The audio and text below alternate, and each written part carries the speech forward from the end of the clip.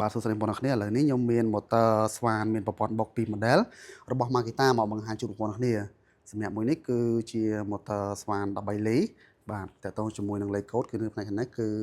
M8103 បាទតកតងកម្លាំងវ៉ាត់គឺ430វ៉ាត់បាទ430វ៉ាត់នេះ motor ស្វាន13លីណាហើយខាងលើនេះគឺមានប្រព័ន្ធបុកនៅខាងលើហើយនេះគឺមានប្រអប់អាលុយមីញ៉ូមស្រោបប្រព័ន្ធបុកនៅខាងក្នុងហ្នឹងបាទហើយមួយនេះគឺបាទប្រភេទ610លី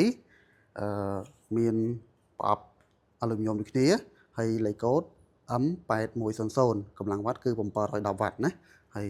តើតើជាមួយនឹង motor ពីរនេះគឺមើលទៅបាទរូបរាងស្តៀងគ្នាសឹងតែទាំងស្រុងខុសតែយ៉ាងតូចជាងបន្តិចណាបាទអញ្ចឹងខ្ញុំចង់បង្ហាញបងប្អូនអរគ្នាថា motor ពីរនេះគឺពេញនិយមមែនតើបាទមិនថាបាទលក់នៅតាមបណ្ដាខេត្តឬក៏លក់ទៅតាមការដ្ឋានឬក៏លក់ទៅតាម